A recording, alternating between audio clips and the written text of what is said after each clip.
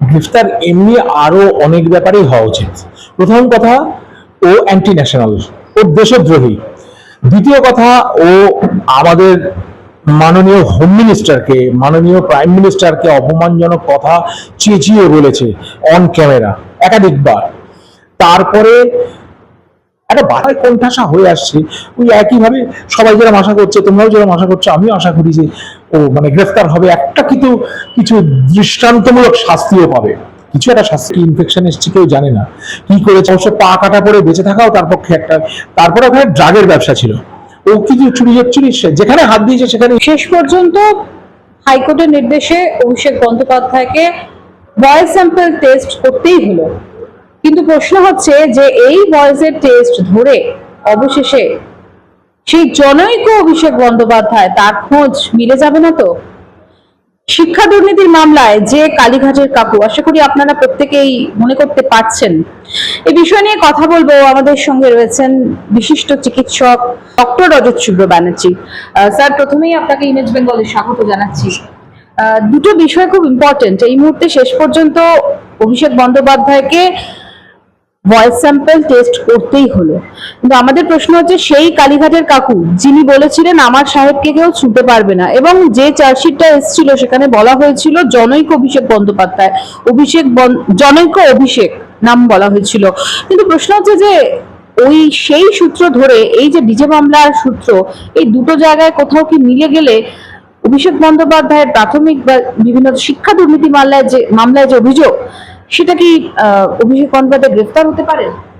গ্রেফতার এমনি আরো অনেক ব্যাপারেই হওয়া উচিত। প্রথম কথা, ও অ্যান্টি ন্যাশনাল, ও দেশদ্রোহী। দ্বিতীয় কথা, ও আমাদের মাননীয় হোম মিনিস্টারকে, মাননীয় প্রাইম মিনিস্টারকে অপমানজনক কথা চেঁচিয়ে বলেছে অন ক্যামেরা একাধিকবার। তারপরে একটা বাচ্চা ছেলেকে জিজ্ঞাসা করলে বলে দেবে যে মা ওইটা চোর, আমরা চোর পুলিশ খেলতাম, বলে দিত ও চোর, ও পুলিশ, এরকম বলে দেওয়া যেত। এবং এখন আমরা সবাই জানি কে চোর। এই ধরতে কেন এত দেরি হচ্ছে? আমাদের আইন একটু স্লথ আছে। আমার মনে হয় ভয়েস স্যাম্পল মিলে গেলে অনেকটা সুবিধা হয়ে যাবে। ভয়েস স্যাম্পল তো মিলবেই, দিতে তো বাধ্য হয়েছে, যাবে কোথায়? একটা দেশে তো কিছু না হোক আইন। আমরা তো আফগানিস্তানে নেই, আমরা তো পাকিস্তানে নেই, আমরা তো সারিয়া লয়ের আন্ডারে নেই। আমাদের একটা আছে, এবং আমাদের অদূরেই ইউনিফর্ম সিভিল কোড হতে চলেছে। এইটা হয়ে গেলে আরো সুবিধা হবে। কিন্তু আমার মনে হয় কোণঠাসা হয়ে আসছে। ওই একইভাবে সবাই যেরকম আশা করছে, তোমরাও যেরকম আশা করছো, আমিও আশা করি যে ও মানে গ্রেফতার হবে, একটা কিন্তু কিছু দৃষ্টান্তমূলক শাস্তিও পাবে। কিছু একটা শাস্তি তো পাওয়া উচিতই। সেটা কেন এখন হয়নি আমি জানি না, আশা করি হয়ে আসছে। বাড়ির আলোটা কিন্তু নেমে গেছে উল্টো দিকে, ওই যে অশান্তি নিকেতনের আলোটা নিয়ে গেছে। কতগুলো লোক ভিতরে কি করে ভগবান জানে, খাটিয়া পেতে শুয়ে থাকে কিনা। আজকেও আমি গাড়িটা পার্ক করেছিলাম, আমার দরজার একদম সামনে কতজন বেরিয়ে এসেছিল। তা আমি তাকে কঠিনভাবে একটুখানি তাকাতে, ওরা আর কিছু বলেনি, তা আমি গাড়িটা পরে সরিয়ে দিয়েছি। সত্যি ভেতরে গাড়ি থাকলে কোনো গাড়ি ট্র্যাপ করা তো সিভিলিয়ান রাইটস এর মধ্যে পড়ে না। আমি সিভিলিয়ান রাইটস কোনো ব্রিচ করতে চাই না, আমি সরিয়ে দিয়েছি গাড়িটা। কিন্তু এগুলো দেখা যাক, সবাই সব দিক দিয়ে চাপটা শুরু করুক, তারপর কার কার ভাগ্যে কি আছে সেটাই দেখবো। সম্ভবত যেটা শোনা যাচ্ছে সূত্রের খবর, অভিষেক বন্দ্যোপাধ্যায়ের স্ত্রী এবং কন্যা বা মানে তার সন্তানেরা বিদেশে চলে গেছেন, এবং অভিষেক বন্দ্যোপাধ্যায় চোখের চিকিৎসার জন্য তিনি বিদেশে যাওয়ার জন্য আবেদন করেছিলেন হাইকোর্টের কাছে, কিন্তু পরবর্তীকালে হাইকোর্ট সেই আবেদন খারিজ করে দিয়েছে। কিছু চিকিৎসা দরকার নেই, চোখ টোক সব ঠিক আছে, সব ফালতু কথা। ও কি টাকাগুলো হোয়াইট করতে, টাকাটা পাচ্ছে কোথায়? এখন তো ধরুক, এতদিন তো না হয় যেত, ওর হাতে কন্ট্রোল ছিল, চেকবুক ছিল, এখন টাকাটা পাচ্ছে কোথায়? টিকিটটা কাটছে কোথা থেকে? আর স্ত্রী বাচ্চা পালিয়ে গেছে, ওই নিয়ে আমি কোনো কমেন্ট করবো না। কারোর পরিবার নিয়ে, আফটার অল ওরা ছোট বাচ্চারা পালিয়েছে, কি করবো? পালাবে তো বটেই। আর ও যদি চোখ দেখাতে যায়, ও আর ফিরে আসবে না, ও পালিয়ে যাবে, ও পালিয়ে যাবে, তখন আর ধরে আনা যাবে না। ইম্পসিবল। কারণ বহু গভর্নমেন্টের বহু জায়গায়, ইভেন ইংল্যান্ডের নিয়ম আছে, দুবাইয়ের নিয়ম আছে, ওখানে একরকম প্রোটেকশন পাওয়া যায়। যদি কেউ হিউজ একটা টাকা ইনভেস্ট করে, ওরা চোর ছ্যাচোর সবাইকে থাকতে দেয়। এটা একটা অদ্ভুত আইন, যে দেশের কথা ওরা শোনে না।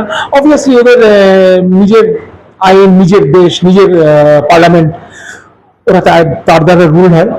এক্সকিউজ মি, যদি রুল করো তাহলে দেখবে how much do you need to invest to get citizenship in UK. ও সেটা করে ফেলবে, ওর কাছে তার যথেষ্ট পয়সা আছে। আমাদের একটা সিটিজেনশিপ পেতে গেলে, আমার বেসিক্যালি খুব তাড়াতাড়ি আমি পেয়েছিলাম, আমি 2 বছরের মাথায় পেয়েছিলাম। ইউজুয়ালি তখন 4 থেকে 5 বছর লাগতো, আমি 2 বছর মাথায় পেয়েছিলাম, কারণ আমার সাবজেক্টটাই এমন, অ্যানেস্থেসিয়া ক্রিটিক্যাল কেয়ার স্পেশালিটি সাবজেক্টের জন্য আমি কুইকলি পেয়েছিলাম। কিন্তু আমাদের একটা কষ্ট অর্জিত, ওইটা পরবর্তীকালে ব্রিটিশ পাসপোর্টটা যখন আমরা রিনিউ হচ্ছে তার আগে পরীক্ষা দিতে হয়েছে, আমাকে পরীক্ষা দিতে হয়েছে, আমার স্ত্রীকে পরীক্ষা দিতে হয়েছে, পড়তে হয়েছে একটা বই, সেই বইতে যা যা লেখা হয়েছে সেই তথ্য মুখস্থ করে বা ধাতস্থ করে আমরা গিয়ে পরীক্ষা দিয়েছি লাইব্রেরিতে গিয়ে, তারপরে পাসপোর্ট ইস্যু হয়েছে। কিন্তু ওই বাইপাসটা সব দেশই রাখে, ওই বোধহয় 3 মিলিয়ন না 30 মিলিয়ন না কিছু একটা, অত টাকা তো আমার নেই, আমি জানি না, কিছু একটা টাকা ইনভেস্ট করলে ওরা দিয়ে দেয়, সেটা একটা অদ্ভুত আইন। কিন্তু ও চোখ দেখাতে গেলেই ওটা করে দেবে, কারণ যাদের যাদের অ্যাকাউন্টে যেভাবে হাওলা করে টাকা পাঠিয়েছে তারা তখন ডোনেট করে ওকে রেখে দেবে।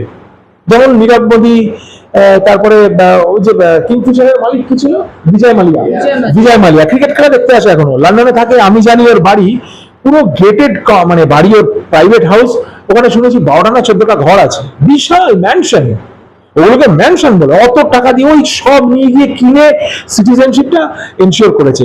ওখানে ডিম থেরাপি হয় না লন্ডনে, কিন্তু আমি দেখেছি ও কিন্তু গ্যালারিতে নীল স্যুট পরে খেলা দেখতে গেছে এবং প্লেয়াররা ওর সঙ্গে হ্যান্ডশেকও করেছে। কি করে করে আমি জানি না, মানুষের তো এটাই, আমরাই তো প্রশ্নটা দিয়েছি না। He lives there, he never came back to India, আরামসে রয়েছে ব্রিটেনে, ইনভেস্ট করে দিয়েছে, এও পালিয়ে যাবে, আমেরিকা হয়তো দেবে না, আমেরিকা হয়তো একটু দূর, কোথাও না কোথাও জোগাড় করে দেবে, ইন্দোনেশিয়া, থাইল্যান্ড, দুবাই, ইংল্যান্ড, এগুলো সব রাস্তা আছে। ফ্রান্স জার্মানিতে পাবে কিনা জানি না, ইটালিতে একটু পাওয়া যেতে পারে, ও বেরিয়ে যাবে, বেরিয়ে গেলে বেরিয়ে যাবে, ও বাইরে যাওয়া যাবে না, এটা আমি গভর্নমেন্টকে বলছি, যারা শুনছেন তাদের বলছি, আপনারা একটু ভালো করে, অবভিয়াসলি আমাদের ভালো ভালো ফরেন ডিপ্লোম্যাটস রয়েছেন যারা ফরেনে যাতায়াত করেন, তাদের ভালো রকম আইডিয়া আছে বর্ডার ক্রস করতে গেলে কি করতে হয়।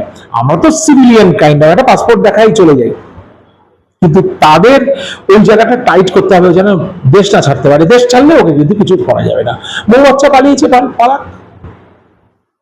বাঙাটু বলে একটি জায়গা আছে, বাঙাটু, সেই বাঙাটুতে বারবার নাকি চলে যাচ্ছেন এই ধরনের অপরাধীরা, এরকম একটা প্রশ্ন উঠছে। এবং বিনয় মিশ্র কয়লা কেলেঙ্কারিতে অভিযুক্ত, তিনিও নাকি বাঙাটুতে রয়েছেন, এমনটা একটা সূত্রের খবর।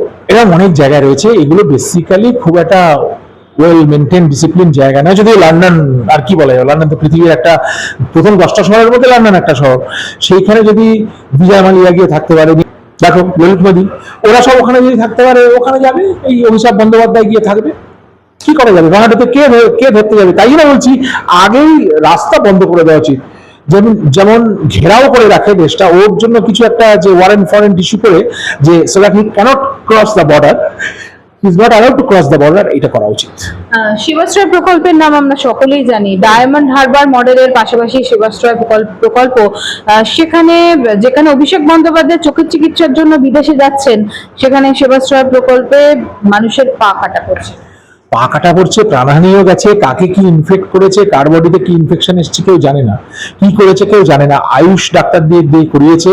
এখন ব্যাপারটা হচ্ছে আয়ুষ, হোমিওপ্যাথি, এগুলো ব্যক্তিগত আক্রমণ আমি এগুলোর বিরুদ্ধে করবো না, কিন্তু এগুলো তো সাইন্টিফিক্যালি প্রুফ নয়, এগুলো এমনি একটা জড়িবুটি হিসেবে মাথা ধরেছে, একটু জ্বর এসছে, শরীরটা ম্যানেজ করছে, সেইখানে এগুলো করা যেতে পারে। কিন্তু যখন when it becomes serious, when the medicine becomes acute, you need to be very careful। ওইসব করেছে, পা কাটা পড়েছে, তো এটা খুব অল্প, যে প্রাণটা চলে যায়নি, অবশ্য পা কাটা পড়ে বেঁচে থাকাও তার পক্ষে একটা। তারপরে ওখানে ড্রাগের ব্যবসা ছিল, ও কিছু চুরি যেখানে হাত দিয়েছে সেখানেই চুরি।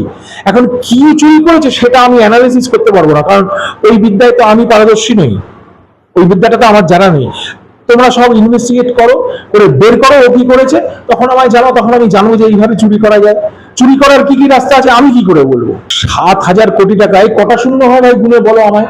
নষ্ট করেছে, চুরি করে, ওইটা দিয়ে কিমবাকটু সব জায়গায় পালিয়ে যাবে, থাইল্যান্ডে পালিয়ে যাবে ওইটা দিয়ে। আর ওই টাকাটা বোধ হয় পাউন্ডে ট্রান্সফার করলে কত দাঁড়ায় সেটা দেখতে হবে, ওই চান্স গুলো রাখছি আর কি, পালিয়ে যাবে। এখন ইউরোপ খুব রিমোট জায়গা আছে, অস্ট্রেলিয়াতে গেলে তো হয়ে গেল, তবে অস্ট্রেলিয়ান গভর্নমেন্ট খুব স্ট্রিক্ট, ওর ভিসাটা সারাদিন অস্ট্রেলিয়া চটকে যেতে পারে। অস্ট্রেলিয়ায় গেলে কিন্তু কাউকেই কেউ খুঁজে পাবে না, Australia is a huge thing, শুধু বিচটার ধার পাশে বে এরিয়ার হয়ে কিছু লোক থাকে, মাঝখানে মরুভূমি যেখানে নেট কানেকশন পর্যন্ত নেই, এবং সেখানে এমন জায়গা আছে 1000 মাইল গাড়ি ড্রাইভ করলেও একটা পেট্রোল পাম্প নেই। আমার মেয়ে জামাই গিয়েছিলেন, ওই জন্য আমি জানি ব্যাপারটা, আমি অত অ্যাডভেঞ্চারাস নই, কিন্তু এরকম জায়গায় অস্ট্রেলিয়াতে রয়েছে, ও যদি পালিয়ে যায় ওখান থেকে আর ধরা যাবে না। স্যার আরেকটা বিষয় যেটা যে দলের মধ্যে ক্রমশ কোণঠাসা হচ্ছে কালীঘাট তৃণমূল। আমরা তো ইতিমধ্যে দেখে নিয়েছি যে ঋতব্রত শিবির এবং কালীঘাট শিবির অর্থাৎ ভালো তৃণমূল এবং খারাপ তৃণমূলে বিভক্ত হয়ে গেছে। সবশেষে যে খবর সেটা হচ্ছে অনুব্রত মণ্ডল তিনিও ছেড়ে দিলেন মমতা বন্দ্যোপাধ্যায়ের হাত, এবং মদন মিত্র যিনি শেষ পর্যন্ত ছিলেন তিনিও ছেড়ে দিলেন মমতা বন্দ্যোপাধ্যায়ের হাত। মমতা বন্দ্যোপাধ্যায় এই পরিপ্রেক্ষিতে বলছেন অভিষেক বন্দ্যোপাধ্যায় বাঘের বাচ্চা। তিনি বলছেন আরো 50 বছর রাজনীতিতে থাকবে অভিষেক বন্দ্যোপাধ্যায়। কি বলবেন আপনি? আমি বলি কি, এই প্রশ্নের উত্তরটা এড়িয়ে যায়। মায়ের মন্দিরে বসে সামনে মা দুর্গার মন্দির দেখা যাচ্ছে, শিব ভগবানের মূর্তিটার সামনে এইসব অভিশপ্ত চরিত্রগুলোকে নিয়ে আলোচনা করে লাভ আছে? এই চরিত্রহীন লম্পট, মানে কি বলা যায়, কি বলা যায় সেসব লোক এগুলো। আরে সবচেয়ে বড় কথা হচ্ছে নির্লজ্জ এবং সমাজের পক্ষে ক্ষতিকারক। এদের আলোচনা করে কি করব? এরা আজকে এখানে আছে, কালকে ওখানে আছে, কালকে দরকার হলে যদি সেরকম চান্স পায় মানে সিএমকেই বিষ মিশিয়ে দেবে খাবার। এদের তো এই চরিত্র, তাই এদের নিয়ে আলোচনা না করাই ভালো। আবার দেখে যাই, আমার মনে হয় ওই মানে কঠিন শাস্তি দিয়ে জনগণই ওদের মেরে ধরে সাইড করে দেবে, সমাজের বাইরে করে দিতে হবে ওদের। ওষুধের অনেক পয়সা, সে থাকুক ফ্ল্যাটে থাকুক, গাড়ি বাড়ি নিয়ে থাকুক, মানে সামাজিক জীবন যেন ওরা ধারণ না করতে পারে এটা দেখতে হবে। অবশ্য লাস্ট যার কথাটা বললে সেটা বীরভূমে বিরাট ব্যাপার, অমুক তমুক, বীরভূমের বাঘ। এখন আমাদের তো অনেক বাচ্চা ছেলেটা বেড়াল দেখলেও বাঘ বলবে, বাঘের মাসি তো বটেই। এখন বাঘের মাসি না বাঘ সেটা আমি জানি না। এই তো আবার ভেড়ার চেষ্টা করছে বিজেপিতে। এগুলো আটকানো খুব মুশকিল। এটা পার্টির উচ্চতর নেতৃত্ব, ওরাই দায়িত্ব নেবে, দায়িত্ব নিয়ে ঠিক করবে যে ওকে আটকানো উচিত কি ওকে নেওয়া উচিত। আমি এই ব্যাপারে কোনো কথা বলবো না। পলিটিক্সে আমি খুব নিউ, আমি পড়াশোনা করছি। পড়াশোনা করলে আবার একটা মুশকিল হচ্ছে, অথেন্টিক জিনিসটা জানা যায়। চুরি বিদ্যাটা তো পলিটিক্সে লেখা নেই। পলিটিক্সে তো আলাদা করে হিস্ট্রিতে এটাতে লেখা থাকে না যে কে কি চুরি করেছে। যখন চুরিটা প্রমাণ হবে তখন হিস্ট্রিতে ইট উইল গো ডাউন। এখন কারেন্ট হিস্ট্রিতে তো আমরা জানতে পারবো না পড়াশোনা করে কে কি করেছে, কি রাস্তায় টাকা সরানো যায়, আমরা কি করে জানবো ভদ্রলোক? তুমি কি জানো? তুমি জানো না। কিন্তু স্যার একটা বিষয়, মানুষের মধ্যে যেহেতু তৃণমূলের সম্পর্কে প্রচন্ড পরিমাণে ক্ষোভ, তাই যারা তৃণমূলের লোকজন তারা যখন বিজেপিতে যোগদান করছেন বা তাদের মধ্যে কেউ কেউ যখন ঋতব্রত তৃণমূলে যাচ্ছেন, মানুষের মধ্যে কিন্তু একটা পুঞ্জীভূত প্রশ্ন আসছে যে তাহলে আমরা নতুন যে সরকার, যে পরিবর্তনের সরকার নির্বাচন করলাম, আমরা কি সত্যি পরিবর্তন করতে পারলাম না?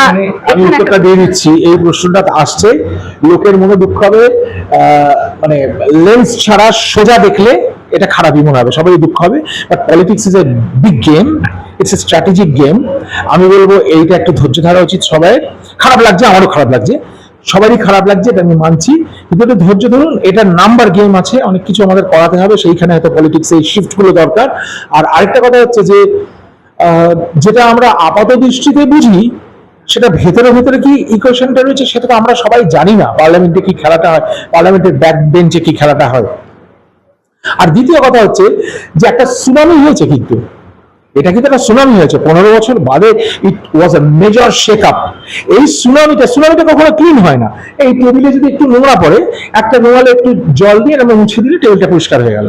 কিন্তু সুনামি যখন হবে তখন একটা জানলা ভেঙে যেতে পারে, একটা মূর্তি উধাও হয়ে যেতে পারে, কারোর একটা বাড়ি ভেঙে যেতে পারে, নানা রকম ভূমিকম্প হলে, সুনামি হলে যা হয়। এটা একটা ভূমিকম্প সুনামির মতো হয়েছে, তাতে কিছুটা ক্ষতি হবেই, এটা আমাদের মেনে নিতে হবে। পরবর্তীকালে আমরা সেই রিপেয়ার করে নেবো গ্যাপগুলো। সুনামির পরে বাড়িতে একটু নোংরা জল বিচ্ছিরি, মানে একটা ডেড বডিও ঢুকে আসতে পারে। যে মারা গেছে সুনামিতে সে তো বাড়িতে এসে জলোচ্ছ্বাসে পড়লো, এরকম ঘটনা হয়েছে, আমি পড়েছি। তো সেইটা হয়েছে এইখানে ওয়েস্ট বেঙ্গলে।